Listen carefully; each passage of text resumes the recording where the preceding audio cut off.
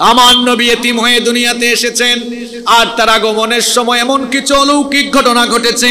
রাসূলের মা আমেনা বলছেন, যখন আমার ঘরে শিশু মুহাম্মাদুর রাসূলুল্লাহ, আমরা বলি সাল্লাল্লাহু আলাইহি ওয়াসাল্লামের জন্ম হলো, আমি নজর করে দেখলাম একটা আলো আমার পুরো ঘরটাকে আলোকিত করে দিয়েছে।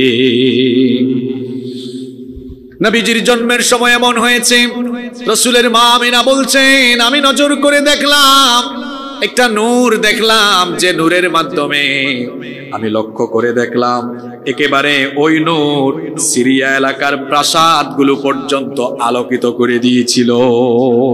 আল্লাহু আকবার। আমার নবীর জন্মের সময় পারস্যের সম্রাট কিসরার রাজপ্রাসাদে একটা ভয়াবহ ভূমিকম্প হয়েছিল। সেই ভূমিকম্পে রাজপ্রাসাদের 14টি গম্বুজ পর্যন্ত ভেঙে চুরে চূর্ণ বিচূর্ণ হয়ে গিয়েছিল। আল্লাহু আকবার। এই যেন উত্তলকতাপূর্ণ সমাজে নবুয়তের সূর্যোদয়ের আগাম সংবাদ। আমার নবী এতিম অবস্থায় জন্ম নিলেন। সেই যুগে আরবদের রীতি ছিল, আরবদের শহুরে নাগরিক যারা, তাদের ঘরে কোনো বাচ্চা জন্ম নিলে শহরের রোগবালাই থেকে হেফাজত করার জন্য তারা তাদের সন্তানদেরকে মরুভূমির বেদুইন অঞ্চলে ধাত্রী মহিলাদের কাছে পাঠিয়ে দিতেন, যাতে করে শহরের রোগবালাই তাদেরকে আক্রমণ করতে না পারে। অপরদিকে মরুভূমির আবহাওয়া অত্যন্ত রুক্ষ হওয়ায় সেখানে শিশু যেন সুঠামদেহী এবং শক্তিশালী হিসেবে বেড়ে ওঠে। এজন্য আরবের শহুরে নাগরিকরা তাদের সন্তানদেরকে মরুভূমি অঞ্চলে পাঠিয়ে দিতেন। আমার নবীর বেলায় তাই হলো। রাসূলের দাদা আব্দুল মুত্তালিব নবীজির নাম রাখলেন মুহাম্মদ। আমরা বলি সাল্লাল্লাহু আলাইহি ওয়াসাল্লাম। এর আগে আরবে এই নাম কখনোই রাখা হয় নাই। আমার নবীকে এবার, শিশু নবীজিকে এবার আব্দুল মুত্তালিব মরুভূমি অঞ্চলে পাঠানোর জন্য ধাত্রী মহিলার সন্ধান করছেন। এতিম বাচ্চা দেখে কম পারিশ্রমিক পাবে, এজন্য কোনো ধাত্রী মহিলা নিতে চায় না। তায়েফের বনু সাদ গোত্রের একদল নারীরা মক্কায় আসলেন দুগ্ধ শিশু তালাশের জন্য। সবাই এসে যাদের টাকা পয়সা বেশি, পয়সাওয়ালাদের ঘরের সন্তানদেরকে নেওয়ার জন্য উদ্গ্রীব হয়ে গেলেন। অবশেষে এলেন বনু সাদ গোত্রের সৌভাগ্যবতী সেই নারী হালিমাতুস সাদিয়া। দুর্ভিক্ষের কারণে তার গাধা জরাজীর্ণ ছিল, হালকা পাতলা ছিল, সেজন্য তিনি তার দুর্বল গাধায় চড়ে ধীর গতিতে এসেছিলেন, যার কারণে বিলম্ব হয়ে গিয়েছিল। এসে দেখলেন পয়সাওয়ালা ঘরের সব শিশুগুলোকে অন্যান্য ধাত্রী মহিলারা নিয়ে গিয়েছে। নবী করিম সাল্লাল্লাহু আলাইহি ওয়াসাল্লামের দাদা আব্দুল মুত্তালিব বললেন, আমার এই ঘরে একটা এতিম বাচ্চা আছে, দেখো যদি দেখার পরে তোমার দয়া হয়, মায়া হয়, মন যদি চায় তো নিয়ে যাও, বেশি টাকা পয়সা দেওয়া যাবে না। হালিমাতুস সাদিয়া তিনি তার স্বামীকে ডেকে স্বামীর সঙ্গে পরামর্শ করলেন, এত দূর তায়েফ থেকে এসেছি, খালি হাতে ফিরে যাওয়ার চাইতে এতিম বাচ্চাটাকে নিয়ে যাই, পয়সা করি যাই পাই সেটা আমাদের জন্য কিছুটা হলেও লাভজনক হবে। স্বামী সম্মতি দিলেন। এবার স্বামীর সম্মতি পেয়ে তিনি যখন হালিমাতুস সাদিয়ার ঘরে ঢুকলেন, তিনি যখন মা আমেনার ঘরে ঢুকলেন, মা আমেনার ঘরে ঢুকে আল্লাহর নবীর চেহারার দিকে তিনি যখন তাকালেন, হালিমাতুস সাদিয়া নিজে বললেন, আমি তাকে যখন দেখলাম এত সুন্দর চেহারা, আমার মনে, আমার অনুভূতির মধ্যে এমন আমার অনুভূতি এমন ভাবে বহিঃপ্রকাশ ঘটলো, এত সুন্দর চেহারার মানুষ আমার চক্ষু কখনো জীবনেও দেখে নাই। আল্লাহু আকবার। তিনি বলছেন, আমি আমিনার কোল থেকে, মা আমিনার কোল থেকে যখন শিশু নবীজিকে আমার কোলে নিয়ে খুব কাছ থেকে তার দিকে নজর করলাম, আমার কাছে মনে হলো আসমানের চাঁদ আমার কোলে ধরা দিয়েছে। আরবের কবি এজন্য সুন্দর করে বলছেন, ওয়া আহসানু মিনকা লাম তারা কাত্তু আইনি ওয়া আজমালু মিনকা লাম তালিদিন নিসা খুলিকতা মুবাররাআন মিন কুল্লি আইবিন কাআন্নাকা ক্বাদ খুলিকতা কামা তাশা। কবি কত চমৎকার করে বলেছেন, আপনার চাইতে সুন্দর কাউকে এই চক্ষু দেখেনি, আপনার চাইতে সুন্দর কাউকে পৃথিবীর কোন নারী জন্ম দেয়নি।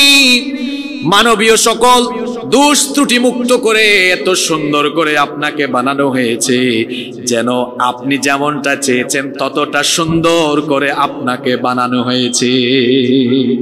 আমার নবী সব দিক থেকে ছিলেন সেরা, সৌন্দর্যের দিক থেকে সেরা, গুণাবলীর দিক থেকে সেরা, নেতৃত্বের দিক থেকে সেরা। ইউসুফ আলাইহিস সালামকে আল্লাহ তাআলা দুনিয়ার অর্ধেক সৌন্দর্য দিয়েছেন, আর আমার নবীকে আল্লাহ তাআলা দুনিয়ার পুরো সৌন্দর্য দান করে দিয়েছেন। জাবের বিন সামুরা রাদিয়াল্লাহু আনহু বলছেন, আমি একবার চাঁদনি রাতে একবার আকাশের চাঁদের দিকে তাকাই, আর একবার আমার নবীর দিকে তাকাই। আমি যখন আকাশের চাঁদের দিক থেকে চক্ষু ফিরিয়ে আমার নবীর চেহারার দিকে তাকালাম, আমার কাছে মনে হলো আমার নবীর সৌন্দর্যের কাছে আকাশের চাঁদের সৌন্দর্য ম্লান হয়ে গিয়েছে। এরকম সৌন্দর্য আল্লাহ তার নবীকে দিয়েছেন। হালিমাতুস সাদিয়া এবার নবীজিকে নিয়ে তার দুর্বল গাধার উপরে সওয়ার হলেন। কি আজীব অবস্থা! এই দুর্বল গাধার গতি বেড়ে গেল। এবার সবাইকে পেছনে ফেলে তিনি সামনে এগিয়ে যেতে লাগলেন। অন্যান্য নারীরা বললেন, কি ব্যাপার হালিমা, এটা কি সেই গাধা নয় যেই গাধায় চড়ে তুমি এসেছিলে? তোমার সেই দুর্বল গাধা, ধীর গতির গাধার গতি তো কিভাবে বেড়ে গেল? তিনি তখন বললেন, স্পিড গতি কিভাবে বেড়েছে আমি জানি না, তবে আমার মনের অনুভূতির বহিঃপ্রকাশ এমন হচ্ছে, আমার কাছে মনে হচ্ছে আমার কোলে যেটা এসেছে, মনে হচ্ছে গোটা দুনিয়ার বরকত আমার কাছে চলে এসেছে। বাড়ি যাওয়ার পরে লক্ষ্য করলেন উটনির দুধের অলান দুধে পরিপূর্ণ হয়ে গিয়েছে। হালিমাতুস সাদিয়া বলছেন, দুর্ভিক্ষের কারণে নিয়মিত খাবার দাবার পেতাম না, আমার সিনার মধ্যে দুধ কম ছিল, কিন্তু এই শিশুটিকে নিয়ে যখন বাড়ি আসলাম আমার সিনা তখন দুধে পরিপূর্ণ হয়ে গেল। খেজুর গাছে খেজুরের ফলন বেড়ে গেল, কুয়ার মধ্যে পানি বেড়ে গেল, ফসল উৎপাদন বেড়ে গেল। বুঝতে আর বাকি রইল না, এই শিশুটির কারণে দুনিয়ার বরকতের বাড়ি ধারা আল্লাহ আমার উপরে বর্ষণ করা শুরু করেছে। আমার নবী যেখানে গিয়েছেন সেখানেই বরকত দিয়েছেন কে? আরো জোরে বলেন কে? হালিমাতুস সাদিয়ার তত্ত্বাবধানে নবীজি চলে আসলেন। 2 বছর দুধ পান করানোর সময় শেষ। এই বরকতময় শিশুটিকে দিতে মন চায় না। নবীজির মা আমেনার কাছে গিয়ে হালিমাতুস সাদিয়া বলছেন, আর কিছুকালকে আমার কাছে রাখা যায় না? মা আমেনার সম্মতি দিলেন। হালিমাতুস সাদিয়া আবার তাকে মরুভূমিতে তায়েফে নিয়ে গেলেন। আল্লাহ নবীর বয়স তখন 4 কি 5। নবীজি কিছু বালকদের সাথে খেলাধুলা করছেন, এমন সময় আরেকটি অলৌকিক ঘটনা ঘটলো। শাক্কে সাদর, ওপেন হার্ট সার্জারি। নবীজির সিনা চাক হলো। জিবরিল আমিন এসে নবীজিকে শুইয়ে দিয়ে বুকটা চিরে হৃৎপিণ্ড বের করে জান্নাতের পবিত্র পানি দিয়ে ধৌত করে সেটা জ্ঞান বিজ্ঞান হিকমা আর নবুয়তের প্রয়োজনীয় সবকিছু দিয়ে ভরপুর করে দিলেন। সুবহানাল্লাহ। এই অবস্থা বালকেরা দেখে ভয়ের চোটে তারা হালিমাতুস সাদিয়ার কাছে গিয়েছে। তারা যখন এই অবস্থা বর্ণনা করলো, হালিমাতুস সাদিয়া এই ঘটনা শুনে ভীত বিহব্বল হয়ে তিনি আবার শিশু নবীজিকে নিয়ে মা আমেনার বাড়িতে চলে গেলেন। মা আমেনার কাছে ফিরিয়ে দিলেন। মা আমেনার স্নেহ ছায়ায় নবীজি 6 বছর পর্যন্ত থাকলেন। আল্লাহর নবী 6 বছর বয়সে মা হারায় এতিম হয়ে গেলেন। এরপরে আল্লাহর নবী তার প্রিয় দাদা আব্দুল মুত্তালিবের তত্ত্বাবধানে চলে গেলেন। আব্দুল মুত্তালিব তিনি অত্যন্ত পছন্দ করতেন, তার নাতিকে খুব ভালোবাসতেন, স্নেহ মমতা দিতেন। 8 বছর বয়সে দাদাও চলে গেলেন। এরপরে আল্লাহর নবী তার চাচা আবু তালেবের সংস্পর্শে চলে আসলেন। আবু তালেব আল্লাহর নবীকে মহব্বত করতেন, ভালোবাসতেন। আল্লাহর নবীর বয়স যখন 12 কি 13 বছর, তখন আল্লাহর নবী তার চাচা আবু তালেবের সাথে সিরিয়ায় ব্যবসায়িক কাফেলার সাথে গমন করেছেন। সিরিয়ার সীমান্তবর্তী এরিয়া বুসরার কাছে তিনি যখন গেলেন, এক খ্রিস্টান পাদ্রী, তার নাম বুহায়রা, দূর থেকে সে লক্ষ্য করলো একজন বালককে দেখা যায়। ওই বুহায়রা পাদ্রী লক্ষ্য করলো, ওই বালকটিকে লক্ষ্য করে সে সেই বালকের কাছে গিয়ে বলল, এই বালকের পরিচয় কি? আবু তালেব বললেন, এই বালক হলো আমার ভাতিজা। তখন বুহায়রা পাদ্রী বলল, এই বালক সাধারণ কোনো বালক নয়, এই বালক সাধারণ কোনো বালক নয়। আমি নজর করে দেখছিলাম, সে যখন আসতেছিল সকল প্রস্তর পাথর এবং বৃক্ষরাজি তাকে সালাম দিয়ে দিয়ে তাকে সাজদা করছিল। আল্লাহু আকবার। নবী রাসূল ছাড়া পাথর এবং গাছ কাউকে সালাম দেয় না, সাজদাও দেয় না। বুহায়রা বলল, আমি নজর করে দেখছিলাম, এই বালকটি যখন আসতেছিল আমি নজর করে দেখলাম আকাশের মেঘখণ্ড তাকে ছায়া দিচ্ছিল। বললেন, আপনার ভাতিজাকে এখনই মক্কায় পাঠিয়ে দেন, যদি সিরিয়ায় নিয়ে যান ইহুদিরা খবর পায় হত্যার ষড়যন্ত্র করতে পারে। নবীজির চাচা আবু তালেব নবীজিকে মক্কায় পাঠিয়ে দিলেন। আল্লাহর নবী মক্কার পরিবেশে বড় হয়ে উঠছেন। চরিত্র হলো এমন, তিনি কাউকে কষ্ট দেন না, কষ্ট পান, কষ্ট কাউকে দেন না, দুঃখ পান, দুঃখ দেন না। মুচকি হেসে মার্জিত ভাষায়, নরম এবং কোমল ভাষায় মানুষের সাথে কথা বলেন। বাল্যকাল থেকেই আমার নবীর স্বচ্ছতা, আমানতদারিতা, বিশ্বস্ততা, চারিত্রিক মাধুর্যতায় গোটা আরব জাহানের প্রত্যেকটি কাফের মুশরিক পাগল পারা, মুগ্ধ এবং বেকুল হয়ে গেল।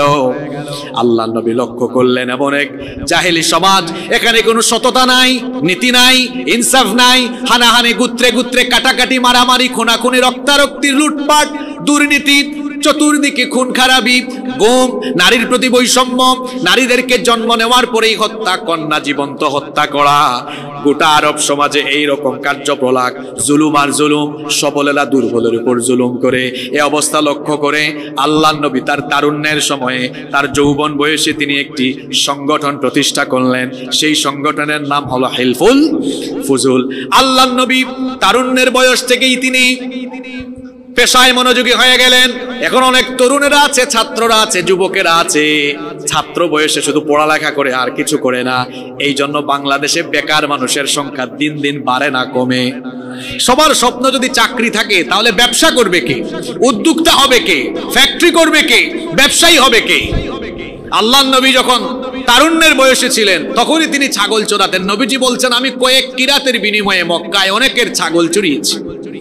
বেকার থাকা এটা অসম্মানের বিষয়, কাজ করাটা হলো সম্মানের বিষয়। এজন্য তরুণ আর যুবক ভাইদেরকে বলতে চাই, যারা ছাত্র আছেন তাদেরকেও বলতে চাই, ভাইয়েরা আমার, বেকার থাকে যাবে না। বেকারের বে কেটে দিয়ে কার হয়ে যেতে হবে, কর্মঠ হতে হবে, পরিশ্রমী হতে হবে। তাহলে এই সোনার বাংলাদেশকে সমৃদ্ধির জায়গায় নিয়ে যাওয়া সম্ভব হবে।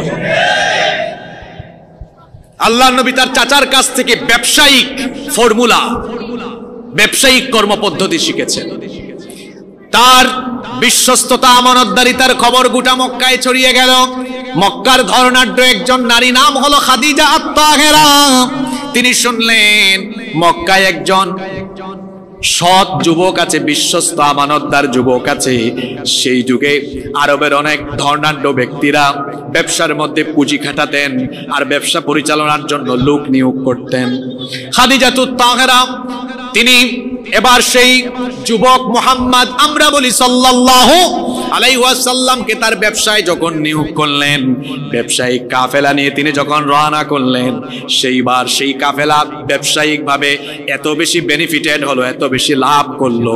খাদিজাতুত তাহেরা রাদিয়াল্লাহু আনহার ব্যবসায়িক আগের কোনো কাফেলা কখনোই এত পরিমাণ মুনাফা অর্জন করতে পারে নাই। আল্লাহু আকবার। দাসীর কাছ থেকে নবীজির সততা, স্বচ্ছতা, আমানতদারিতা সবকিছুতে মুগ্ধ হয়ে তিনি এবার নিজেই আল্লাহ নবীকে বিবাহের পয়গাম দিলেন। আবু তালেবের সাথে পরামর্শ করে এবার আল্লাহর নবীর সাথে খাদিজাতুত তাহেরা রাদিয়াল্লাহু আনহার বিয়ে হলো। খাদিজা রাদিয়াল্লাহু আনহার বয়স তখন 40, আমার নবীর বয়স তখন 25। বলেন তো, নবীজি প্রস্তাব দিয়েছেন নাকি নবীজিকে প্রস্তাব দেওয়া হয়েছে? আপনারা আছেন না ঘুমিয়ে গেছেন? নবীজিকে প্রস্তাব দেওয়া হয়েছে। সংসার আরম্ভ হলো। আল্লাহ নবীর চারিত্রিক মাধুর্যতা দিন যত যায় গোটা আরবে তত বেশি ছড়িয়ে যায়। যাদেরকে আল্লাহ নবী বানান তাদেরকে আল্লাহ চরিত্রের দিক থেকে শ্রেষ্ঠত্ব দান করেন। সকল নবীদেরকে সকল প্রকার মূর্তি, শিরক এবং সকল প্রকার কুসংস্কার থেকে নিজে যিনি হেফাজত করেন তিনি কে? আমার নবীকে আরবের কাফিররা এত ভালোবাসা আরম্ভ করলো, নবীজির সত্যবাদিতায় মুগ্ধ হয়ে নবীজিকে আল আমিন উপাধি দিল। তাদের ধন সম্পদ, টাকা পয়সা, সম্পদ এনে নবীর কাছে গচ্ছিত রাখা আরম্ভ করলো। সবাই মিলে নবীকে করে মহব্বত। আমার নবীর বয়স যখন 34 বা 35 বছর, তখন মক্কার সব গোত্রের কাফিররা মিলে সিদ্ধান্ত নিল কাবা ঘরকে রিকনস্ট্রাকশন করবে, সংস্কার করবে। কাবা ঘরের সংস্কারের কাজ হলো এবার হাজারে আসওয়াদ কোন গোত্রের লোকেরা সেখানে প্রতিস্থাপন করবে সেটা নিয়ে বাদানুবাদ, সেটা নিয়ে ঝগড়া, বাক বিতণ্ডা আরম্ভ হলো। 5 দিন চলে গেল, কোনো সমাধান হলো না। 5 দিন চলে গেল, কোনো সমাধান হলো না। অবশেষে আবু উমাইয়া বললেন, আগামীকাল সকালবেলা ফজরের পরে মসজিদে হারামে যিনি প্রথম প্রবেশ করবেন তিনি হাজারে আসওয়াদ প্রতিস্থাপন করবেন। পরের দিন দেখা গেল ফজরের পরে সবার আগে যিনি মসজিদে হারামে ঢুকলেন তিনি আর কেউ নন, তিনি হলেন মুহাম্মাদুর রাসূলুল্লাহ সাল্লাল্লাহু আলাইহি ওয়াসাল্লাম। তারা বলল এ তো আমাদের আল আমিন, তার মীমাংসা, তার রায় মেনে নিতে কারোরই কোনো আপত্তি। আপনারা আছেন না ঘুমিয়ে গেছেন? একটু পরে বুঝবেন। এখন কাফির রাতে ভালোবাসা, কিছুক্ষণ পর আলোচনা শুনবেন, শুরু হবে রক্তাক্ত ইসলামের ইতিহাস। এখন তো খুব আদর আর খুব মহব্বত, এরপরে দেখেন কি হয়। বলল আল আমিন এসেছে, আমরা মেনে নিলাম। নবীজি বললেন ঠিক আছে, একটা কাপড় নিয়ে আসো বা একটা চাদর নিয়ে আসো। সেই কাপড় বা চাদরে সেই হাজারে আসওয়াদ রাখা হলো। নবীজি বললেন সেই কাপড় বা চাদরের চারপাশে সব গোত্রের নেতারা এসে ধরো। সবাই ধরলো। নবীজি বললেন সামনে আগাও। আল্লাহর নবী সেটা রেখে দিলেন। সবার মন কালাকালি বন্ধ, সবার মনই এখন খুশি হয়ে গেল। সুবহানাল্লাহ। এটা নবুয়তের পরের জীবন না আগের জীবন? পেছন থেকে আওয়াজ আসে না, পরের না আগের? এটা তো ক্লাসের মতো কথা চলছে। এখানে সব কোরআন সুন্নাহ আর সিরাতের নির্ভরযোগ্য গ্রন্থ থেকে আমরা নবীজির জীবনী আলোচনা করছি। আমরা মনোযোগী থাকতে পারবো তো আর কিছুক্ষণ? বেশিক্ষণ আপনাদেরকে আর কষ্ট দিব না। এই 20-25 মিনিট আমরা থাকতে পারবো না ইনশাআল্লাহ? গোটা আরব সমাজ পৌত্তলিকতায় নিমজ্জিত, মূর্তির পূজা করে, সততা নাই, নীতি নাই, ইনসাফ নাই, চতুর্দিকে জুলুম আর জুলুম, অজ্ঞতার বর্বরতার অসভ্যতার সেই যুগকে নবীজি কেমনে পাল্টাবেন, কেমনে পরিবর্তন করবেন? আল্লাহর নবীর ভেতরে এক ধরনের পেরেশানি তৈরি হয়ে গেল। আল্লাহর নবী কি করবেন বুঝতে পারছিলেন না। নিঃসঙ্গ প্রিয় হয়ে আল্লাহর নবী এবার মক্কা থেকে অদূরে এবার হেরা গুহায় তিনি চলে গেলেন। সেখানে তিনি তাআব্বুদের মধ্যে লিপ্ত হয়ে গেলেন। আল্লাহর নবী হেরা গুহায় যান, যাওয়ার সময় কিছু খাবার দাবার আর পানীয় নিয়ে যান, ফুরিয়ে গেলে আবার আসেন, আবার যান।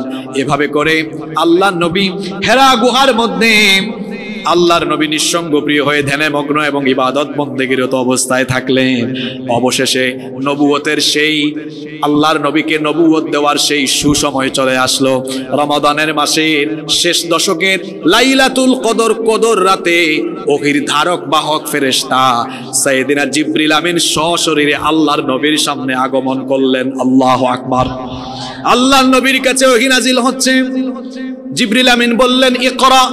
আল্লাহর নবী বললেন মা আনা বিকারি, আমি পড়তে জানি না। জিবরিল আমিন এবার নবীজিকে তার বুকের সঙ্গে সজোরে চেপে ধরলেন। বুখারীর হাদিসে এসেছে আল্লাহর নবী বললেন ফাআখাযানি ফাগাত্তানি হাত্তা বালাগা মিন্নিল জুহুদ। আমাকে তিনি এমন ভাবে বুকের সাথে সজোরে চেপে ধরলেন, মনে হচ্ছিল আমার দম বন্ধ হয়ে যাওয়ার উপক্রম হয়ে যাচ্ছিল। সুম্মা আরসালানি, তারপরে তিনি আমাকে ছাড়লেন। তারপরে বললেন ইকরা, দ্বিতীয়বার বললেন পড়ো। আমি বললাম মা আনা বিকারি, আমি তো পড়তে জানি না। তৃতীয়বার নবীজিকে তিনি পুনরায় আগের মতো চেপে ধরলেন।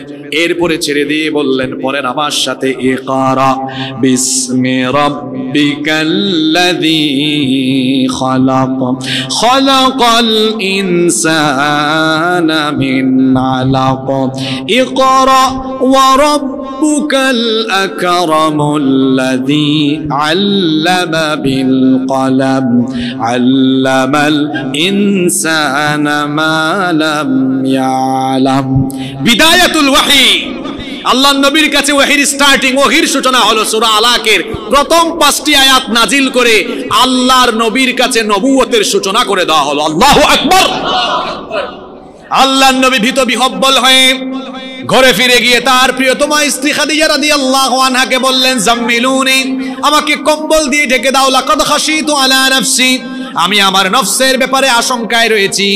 স্ত্রী তখন বললেন কাল্লা, কখনো নয়। ওয়াল্লাহি লা ইউযিকাল্লাহু আবাদা, কখনো আল্লাহ আপনাকে অপমানিত করতে পারেন না।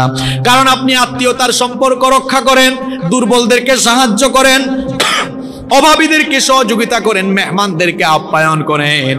আপনার মতো মানুষকে কখনো জিন ভূত বা ভীতিকর কোনো কিছু আচ্ছন্ন করতে পারে না।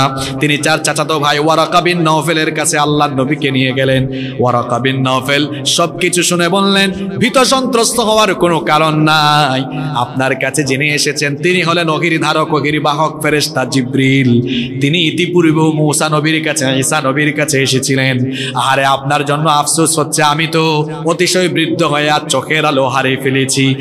আপনার কওম আপনাকে এক সময় আপনার এলাকা থেকে বের করে দিবে। আল্লাহর নবী বললেন এটা কি করে সম্ভব? গোটা কওম আমাকে ভালোবাসে, আল আমিন বলে ডাকে, তারা কেন আমাকে বের করে দিবে? তখন ওয়ারাকা বিন নওফেল বললেন, এটা হলো পূর্বেকার নবীদের নবুয়তি কাজের সুন্নাহ পদ্ধতি। কারণ নবুয়তের দাওয়াতি কাজ যারাই করেছেন তাদের কওমের লোকেরা তাদের সাথে বেয়াদবি করে অনেককেই তাদের এলাকা থেকে বের করে দিয়েছে। তবে হ্যাঁ, আমি যদি বেঁচে থাকি তাহলে আমি আপনাকে সেই সময় সাহায্য করব। আল্লাহর নবী ঘরে ফিরে আসলেন। আসেন তো আপনারা? কষ্ট হচ্ছে না তো? এখন যেটা চলছে সেটা হচ্ছে নবুয়তের পরের মাক্কি জীবন। আল্লাহর নবীকে নবুয়ত দেওয়া হয়েছে।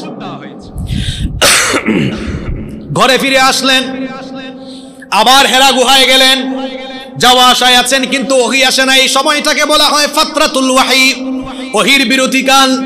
সূরা আলাকের প্রথম 5 আয়াত নাজিল হওয়ার পরে কিছুদিন ওহী বন্ধ ছিল। 2 বার ওহী বন্ধ হয়ে গিয়েছিল।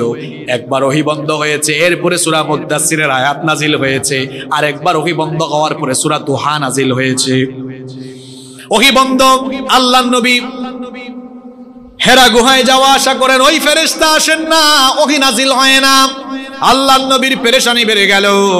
আল্লাহর নবী মনে মনে ভাবছেন, আমার পক্ষ থেকে কি কোনো ত্রুটি বা দুর্বলতার প্রকাশ পেল নাকি? কেন আমার কাছে আর ওহী আসে না? অবশেষে একদিন তিনি হেরা গুহা থেকে নেমে আসতেছেন, হঠাৎ করে আওয়াজ শুনতে পেলেন, কে জানি তাকে ডাকছেন। ডান দিকে তাকালেন, কাউকে দেখলেন না। বাম দিকে তাকালেন, কাউকে দেখলেন না।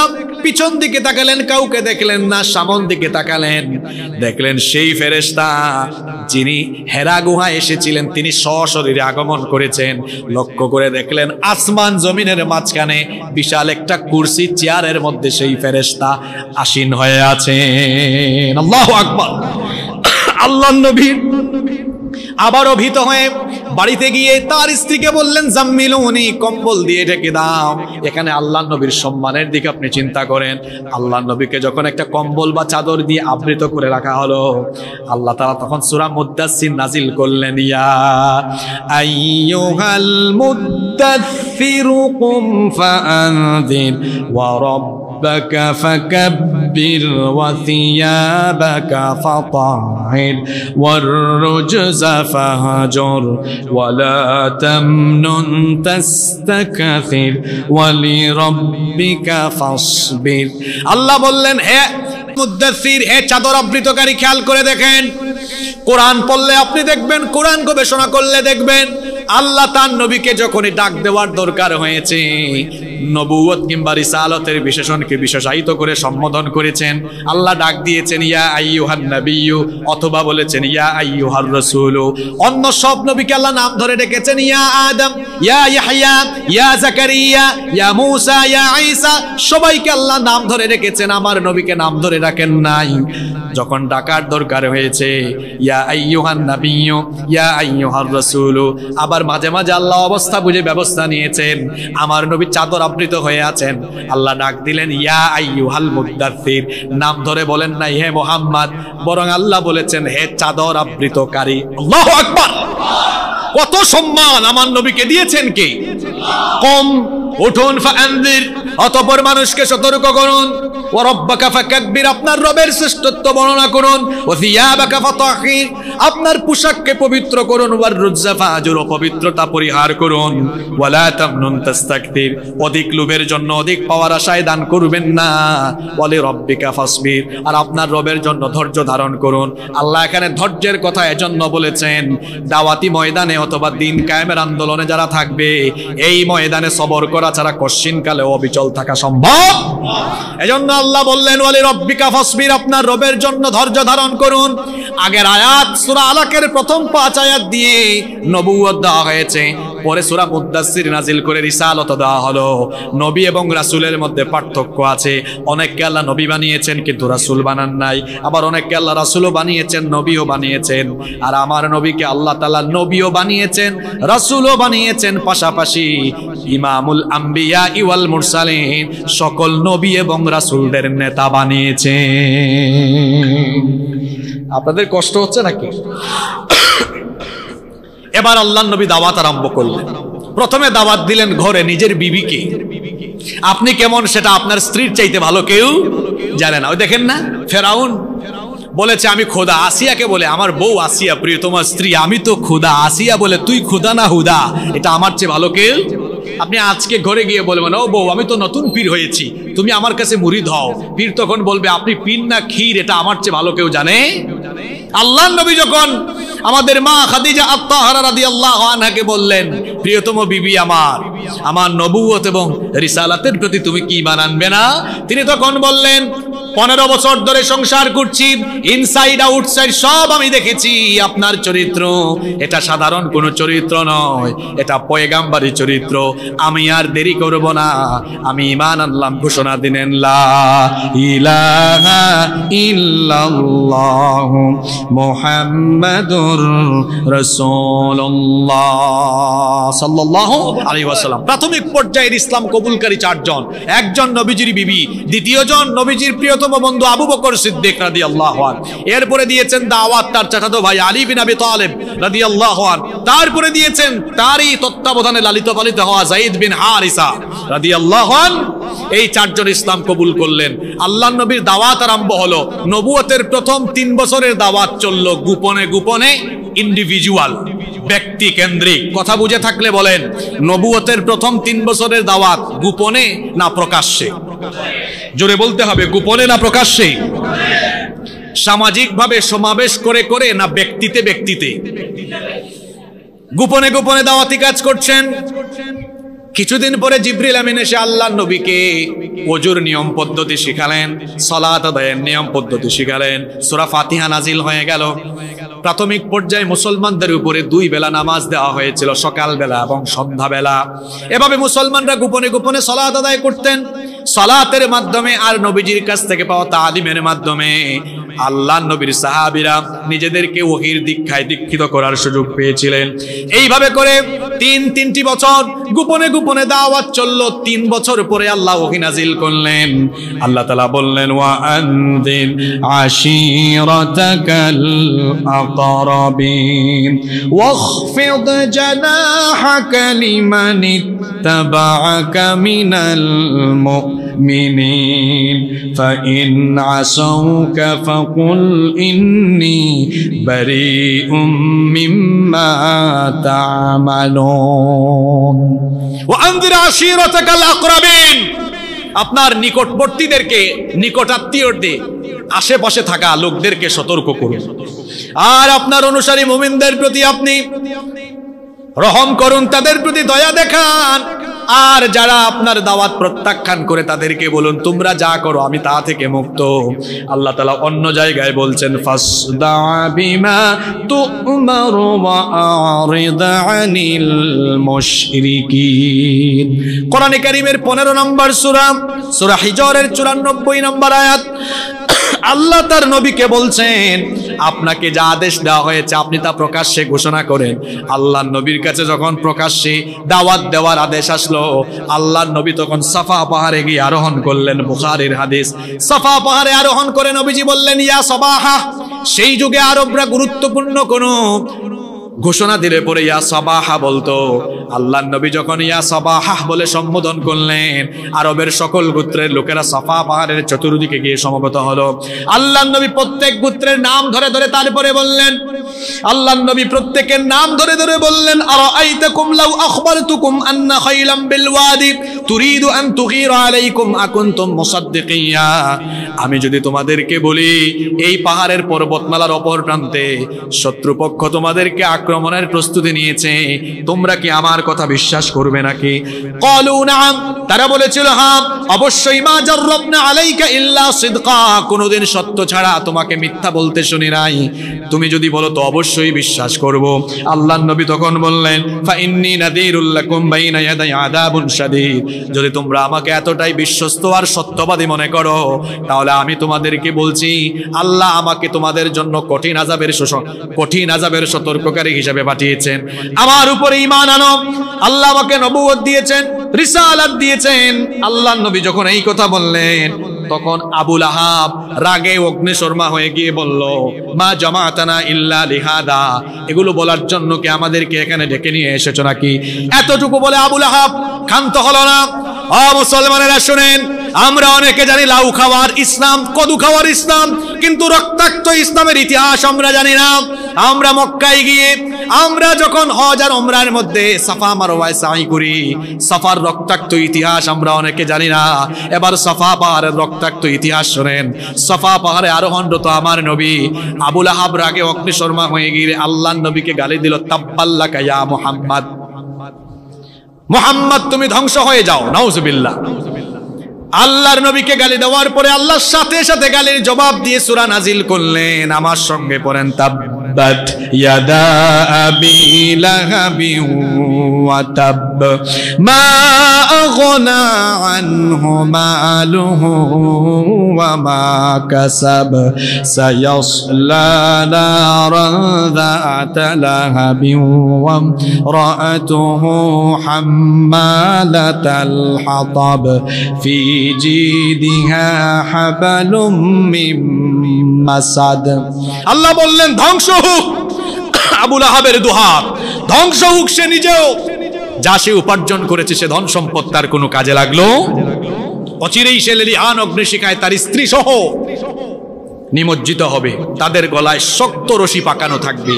তিরমিজি শরীফের অন্য রিওয়ায়াতে এসেছে আবু লাহাবের সামনে একটা বড় পাথর ছিল, ওই পাথর সে রাগে অগ্নিশর্মা হয়ে হাতে নিয়ে আল্লাহর নবীর দিকে ছুঁড়ে মারল। আল্লাহর নবীর মাথা মুবারকে পড়ে আমার নবীর মাথা ফেটে গিয়ে রক্ত এবার আল্লাহর নবীর মাথা থেকে রক্ত ঝরে ঝরে পড়ে সাফা পাহাড় সিক্ত হলো। আল্লাহর নবী বেহুশ হয়ে গেলেন। আবু লাহাব বাড়িতে গেল। নবুয়তের আগে আল্লাহর নবীর দুই মেয়ে উম্মে কুলসুম এবং রুকাইয়াকে আবু লাহাবের দুই ছেলে বিয়ে করেছিল।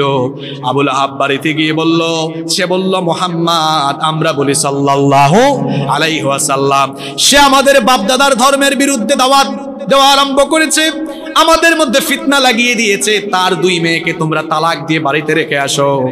ও চট্টলার মুসলমানেরা, রক্তাক্ত ইসলাম আর কত জুলুম নির্যাতনের ইসলামের ইতিহাস এবার ভালো করে শোনেন। আল্লাহর নবীর দুই মেয়েকে তালাক দিয়ে আবু লাহাবের দুই ছেলে আল্লাহর নবীর বাড়িতে রেখে আসলো। তখনও আল্লাহর নবীর মাথা মুবারক থেকে রক্ত ঝরছিল। আল্লাহর নবী তারপরেও তার দাওয়াতি কার্যক্রম থামান নাই। আল্লাহর নবীর এই দাওয়াতি কার্যক্রম থামানোর জন্য কাফেররা এবার কিছু অপকৌশল, কিছু অপচেষ্টা, তারা কিছু কলাকৌশল ষড়যন্ত্র আরম্ভ করলো। এখন এগুলো বলতে গেলে লম্বা সময় লাগবে, সংক্ষিপ্ত করে মুখতাসার করে বলছে। এক নম্বরে আল্লাহর নবীর কথা যেন মানুষ না শুনে তারা সামাজিকভাবে রাষ্ট্রীয়ভাবে ট্যাগ লাগিয়ে দিল। আল্লাহর নবীকে গালি দিল কাদ্দাব, মাজনুন, কাহিন, শাইর। আল্লাহর নবীকে জাদুকর, কবি, গণক, মিথ্যাবাদী, এ ধরনের বিভিন্ন ভাবে তারা আজে বাজে গালিগালাজ আরম্ভ করলো। শুধুমাত্র কোরআনের দাওয়াত দেওয়ার কারণে যেই নবীকে তারা আল আমিন বলেছিল সেই নবীকে এবার তারা গালিগালাজ আরম্ভ করেছে। দেখবেন আল্লাহর নবীর তরিকায় আল্লাহর নবীর তরিকায় দাওয়াতি কাজ করলে পরে এই যুগের কোরআন বিরোধীরাও আরো আপডেট গালিগালাজ করে। গালির জায়গায় আছে, শুধু গালির ব্র্যান্ডিংটা অথবা গালির ভার্সনটা একটু চেঞ্জ হয়েছে। সেই যুগে তারা নবীজিকে এবং নবীজির অনুসারী সাহাবীদেরকে পাগল, মিথ্যাবাদী, জাদুকর, মাজনুন, শাইর, কাহিন, সাহির বলেছে। আর এই যুগের আপডেট গালি হলো যারা নবীর তরিকায় দাওয়াতি কাজ করে তাদেরকে আপডেট ভার্সনের গালি দেওয়া হয় রাজাকার, জঙ্গি, স্বাধীনতা বিরোধী। গালি আছে, শুধু ভার্সনটা কি হয়েছে।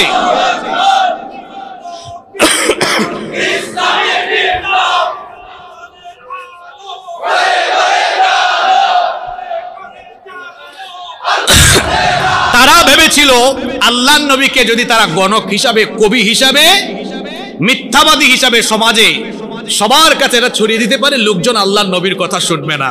কিন্তু এত অপপ্রচার গালিগালাজের পরেও তারা কি লোকজনকে নবীজির কাছে যাওয়া থেকে থামাতে পেরেছে? আজকের যুগেও তাই হয়েছে। এদেশের আলেম ওলামা যাদের কথা মানুষ শুনতে আসে তাদেরকে কোরআন বিরোধীরা রাষ্ট্রীয় ট্যাগ লাগিয়ে জনগণের কাছে তাদেরকে অসম্মান করার জন্য কত ধরনের ট্যাগ লাগিয়েছে। কোরআনের শ্রেষ্ঠ মুফাসসিরকে যুদ্ধাপরাধী, মানবতা বিরোধী নাটক মঞ্চস্থ করে তাকে জনবিচ্ছিন্ন করতে গিয়ে ফ্যাসিস্টরা নিজেরাই জনবিচ্ছিন্ন হয়ে মামু বাড়ি দিল্লি পালিয়েছে।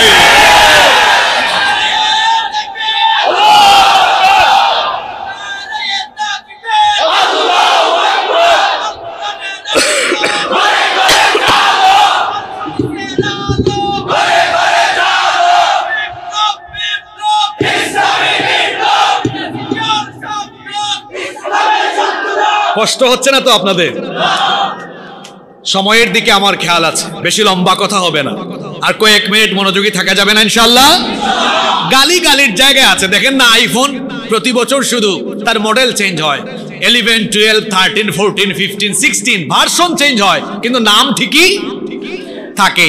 কুরআন বিরোধীদের খাসলত স্বভাবে কি আছে, শুধু ভার্সনটা আপডেট হয়ে আসে, ঠিক কি না? 1 নম্বর গালিগালাজ। 2 নম্বরে আল্লাহ নবীর কাছ থেকে মানুষ যেন কোরআন শুনতে না পারে, সেই জন্য যেখানেই নবীজি কোরআন প্রচার করতেন, তেলাওয়াত করতেন, সেখানেই তারা হাঙ্গামা লাগাতো, সেখানেই তারা বিশৃঙ্খলা লাগাতো। এক কুখ্যাত কুরাইশ ব্যবসায়ী কাফের, নাম তার নজর বিন হারেস, সেই ইরাকের হীরা এবং আরো কিছু দেশ সফর করে রোম পারস্য সম্রাটদের রুস্তম ইসফিন্দারের কাহিনী মুখস্থ করে এসেছিল। আর মক্কা এসে মানুষদেরকে বলল, কাফিররা বলতো নবীজি যে কোরআন শোনান, তারা বলতো ইন হুয়া ইল্লা আসাতিরুল আউয়ালিন, এগুলো পূর্ববর্তী যুগের কিচ্ছা কাহিনী ছাড়া কিছুই নয়। সে এসে বলল, আমি আরো ভালো কিচ্ছা জানি, আমার কাছে আসো। কিন্তু লোকজন তার কাছে যায়। অবশেষে প্রস্টিটিউট নারীদেরকে ভাড়া করে আনা হলো, মক্কার অলিতে গলিতে কনসার্ট আর নাচের গানের আয়োজন করা হলো। এরপরেও মানুষদেরকে আল্লাহর কোরআন শোনা থেকে থামানো যায়? এই খাসলত তো ঠিক আছে, শুধু ভার্সনটা একটু চেঞ্জ হইছে। দেখেন নাই গত 15 বছর যেখানেই কোরআনের মাহফিল সেখানেই বাধা, সেখানেই 144। বিভিন্ন কলেজে বিশ্ববিদ্যালয়ে নাচ গানের কনসার্ট আয়োজন হয়েছে, প্রশাসনের বাধা নাই। এদেশে নাইট ক্লাব, বুট ক্লাব সচল রেখে কোরআনের মাহফিল, মিলাদ মাহফিল, সিরাত মাহফিল বন্ধ করে দেওয়া হয়েছিল। কাফিররা যেমন কোরআনের সমাবেশগুলোকে বন্ডুল করে দিত, ঠিক তেমনি ভাবে এই যুগের আধুনিক এই জাহেলি সমাজের কোরআন বিরোধীরাও তারা তাদের খাসলত ঠিক রেখে ভার্সনটা আপডেট করে গত 1.5 যুগ ধরে তারা বুট ক্লাব, নাইট ক্লাব চালু রেখে দেশের মানুষকে কোরআন থেকে দূরে রাখার জন্য মাহফিলের উপরে নিষেধাজ্ঞা আরোপ করেছিল। আপনারা ভুলে গিয়েছেন নাকি? বন্ধ করার জিনিস তারা পায় নাই। এখন আর মাহফিলে অনুমতি লাগে না। আজকে অনুমতি লাগছে নাকি? মাহফিল নিতে অনুমতি লাগতো, আরে কমিটি মাহফিলের অনুমতি আনতে থানায় যাওয়া আসা করতে করতে জুতার তলা ক্ষয় হয়ে গিয়েছে। আর আমরা যারা আলোচনা করতে আসতাম আমাদেরকে সবক পড়ানো হতো, এটা বলবেন, এটা বলবেন, এটা বলবেন না। আল্লাহর কোরআনের মাহফিলে কোরআন সুন্নাহর আলোচনা কোন নীতিতে হবে সেটা তথাকথিত কোন নেতা বা নেত্রী ঠিক করে দিতে পারে না। কোরআনের মাহফিলগুলোতে হামলা চালানো হয়েছে। খাসলত ঠিক আছে, ভার্সন একটু আপডেট হয়েছে, শুধু চেঞ্জ না, কি হয়েছে? 3 নম্বর, আল্লাহ নবীর রিসালতের ব্যাপারে মানুষের মনের ভেতরে সন্দেহ ঢুকিয়ে দিল।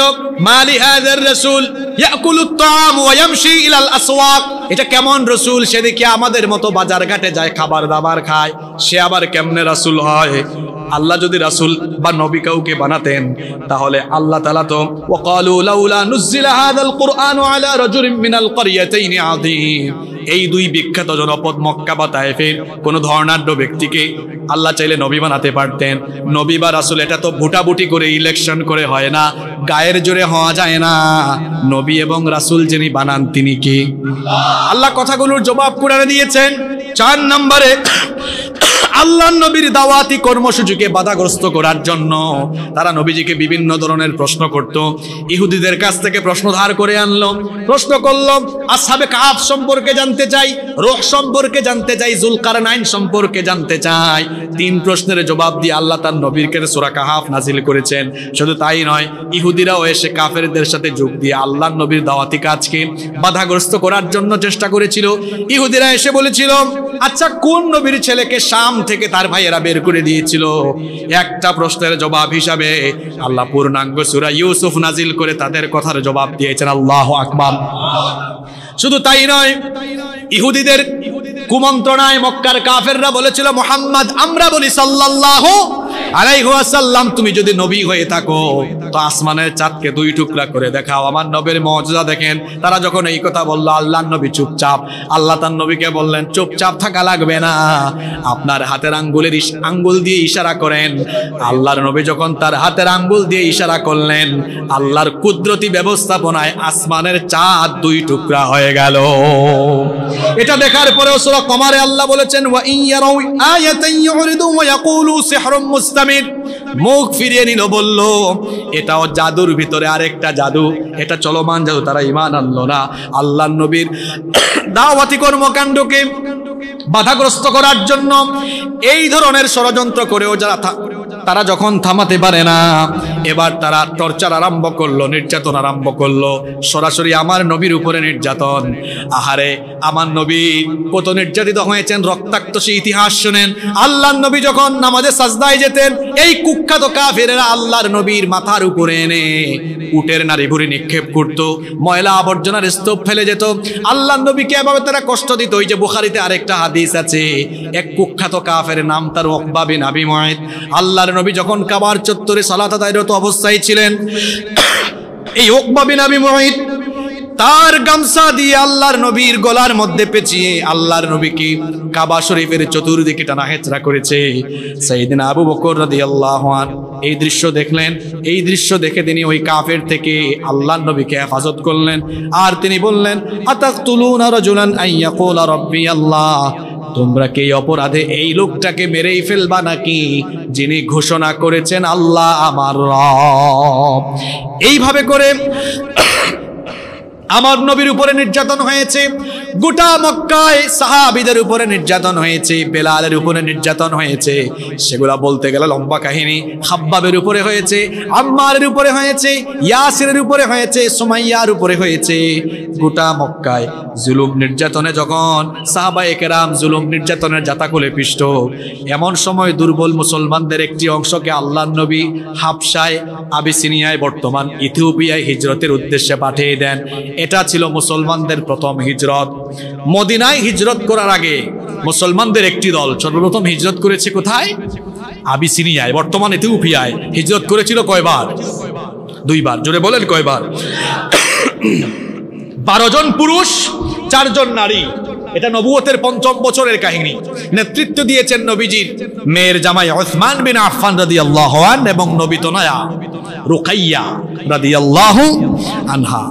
এরা যখন আবিসিনিয়ায় চলে গেলেন, কাফিররা যদিও ধাওয়া করেছিল বন্দর পর্যন্ত, কিন্তু নাগাল পায় নাই। তারা গিয়ে শুনলেন কিছুদিন পরে নবীজির কাছে সূরা নজম নাজিল হয়েছিল। নবী সূরা নজম তেলাওয়াত করছিলেন। আপনারা অনেকেই আলেমদের কণ্ঠ যখন শুনেন, অনেক আলেমদের কণ্ঠে আল্লাহ এমন সুধা দিয়েছেন, তাদের তেলাওয়াতে কলিজা ঠান্ডা হয় কি হয় না? হারামাইন শরীফাইনে যখন যান, শেখ আব্দুর রহমান আস-সুদাইস, সউদ আশ-শুরাইম, বান্দার বালিলা, ইয়াসির দুসরি যখন তেলাওয়াত করেন, তখন কেমন লাগে আপনাদের? কলিজা ঠান্ডা হয়ে যায় না? কলিজা ঠান্ডা হয়ে যায়। শহীদ আল্লামা দেলাওয়ার হোসেন সাঈদ রাহিমাহুল্লাহ, তিনিই তো প্যারেড ময়দানে 3 দশকেরও বেশি সময় তাফসীর করেছেন। নাহমাদুহু যখন আরম্ভ করেছেন, তখন মানুষের কলিজা ঠান্ডা হয়ে যেত না? তাহলে আলেমদের তিলাওয়াতে যদি সাধারণ পাবলিকের এই অবস্থা হয়, নবীর জবানের তেলাওয়াত যারা সরাসরি শুনেছে তারা কতটা বেকুল হয়েছে, এটা উপলব্ধি করে আপনি কখনো এটা আপনি আপনার ভাবনার ভেতরে আনতে পারবেন না। আল্লাহু আকবার। আল্লাহর নবী তেলাওয়াত করছেন সূরা নজম। কাফিররা তেলাওয়াতে পাগল পারা হয়ে মনের অজান্তে মাথা ঠেকিয়ে দিতে দিতে মাটিতে লুটিয়ে পড়ে সাজদা দেওয়া আরম্ভ করল। আল্লাহু আকবার। এই কাহিনী চলে গেল, এই ঘটনা চলে গেল আবিসিনিয়ায়। ওনাদের মধ্যে কিছু লোক চলে আসলেন মক্কায়। এসে দেখেন কাফিরদের খাসলত চেঞ্জ হয় নাই, যেই লাউ সেই কদু। এরপরে আবার মুসলমানরা পুনরায় দ্বিতীয়বার হিজরত করলেন। এদের মধ্যে সংখ্যা ছিল, পুরুষের সংখ্যা 82 বা 83, নারীর সংখ্যা ছিল 18 বা 19। এদেরকে ফিরিয়ে আনার জন্য কাফেরদের প্রতিনিধি দল পাঠানো হয়েছিল বাদশাহ নাজ্জাশীর দরবারে। নাজ্জাশী, এটা লম্বা কাহিনী, উপঢৌকন তাদের কাছ থেকে নেন নাই, মুসলমানদেরকে ফিরায়াও দেন নাই। আল্লাহর নবীর উপরে নিপীড়ন, নির্যাতন আগের চাইতে আরো বেশি বেড়ে গেল। এই কঠিন সময়, দুঃসময়ে আল্লাহর নবী দোয়া করেছিলেন, আল্লাহ আবু জেহেল অথবা ওমর, এই 2 জন থেকে যে কোনো একজনকে ইসলামের জন্য তুমি কবুল করো। কঠিন এই দুঃসময়ে ইসলামের বীর সিপাহ সালার হামজা বিন আব্দুল মুত্তালিব, কালের চলে গেছে হ্যাঁ আছে।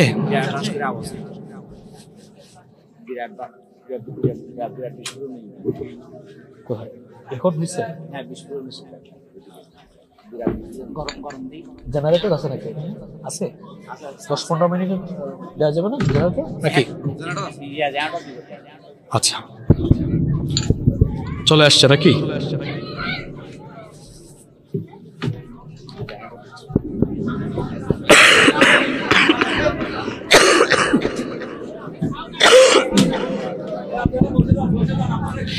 এখানে যারা দাঁড়িয়ে আছেন বসে যান।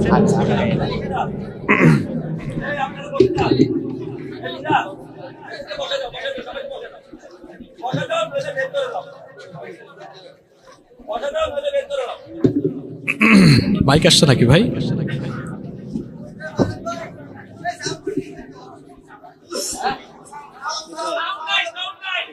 সাউন্ড নাই তো, সাউন্ড আসে নাই এখনো।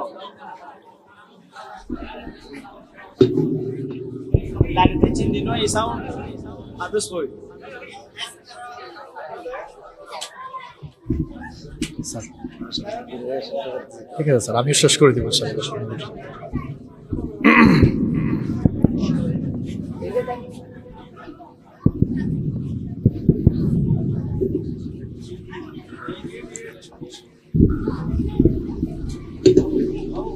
একদম শেষ দিকে চলে এসেছি। স্বেচ্ছাসেবক ভাইয়েরা সাইডে বসে যান, কেউ দাঁড়াবেন না, সবাই বসে যান।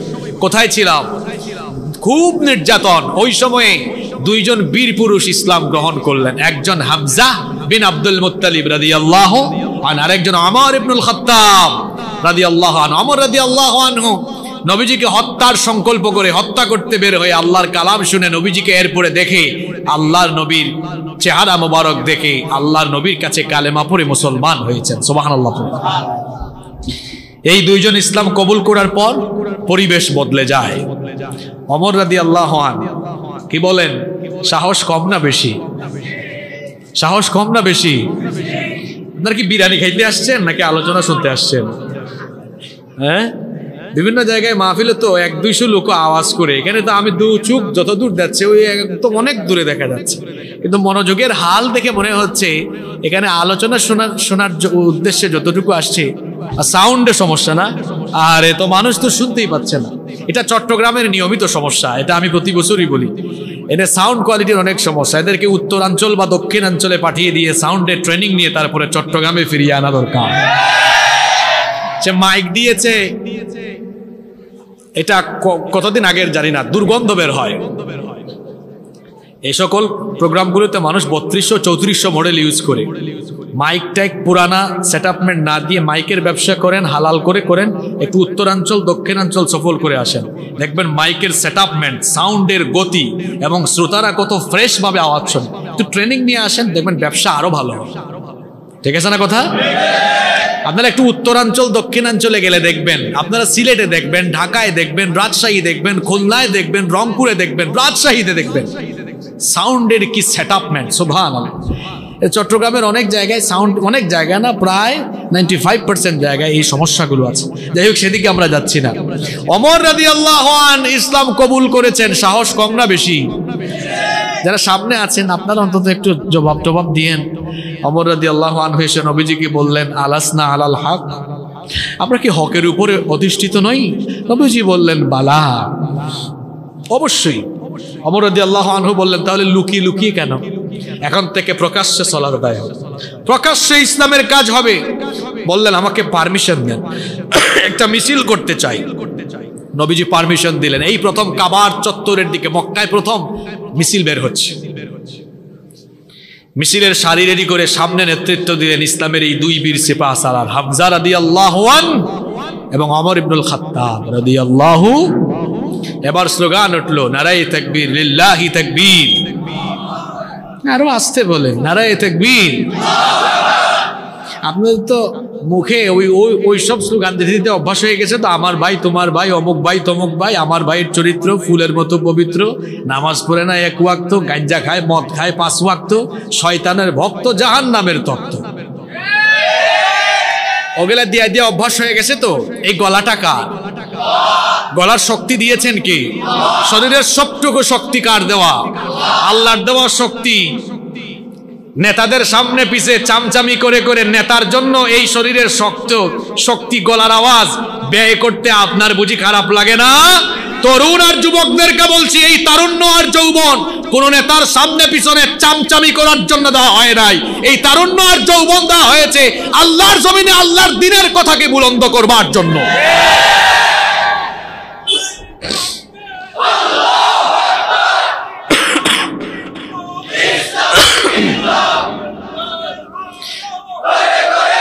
সম্মানিত ভাইয়েরা, কাবার চত্বরে আরবে এই মিছিল নতুন না পুরাতন?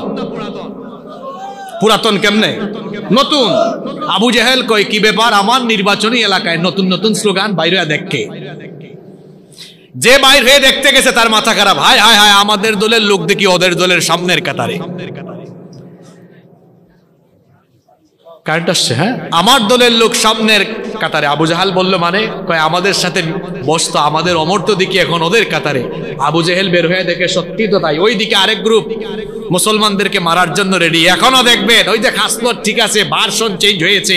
গত 15 বছর আপনারা দেখেছেন অন্য কোনো মিছিলে বাধা নাই, নারায়ে তাকবীর আল্লাহু আকবারের মিছিল হয়েছে যেখানে, তাদের পেটুয়া পুলিশ বাহিনীর গুলি হয়েছে সেখানে।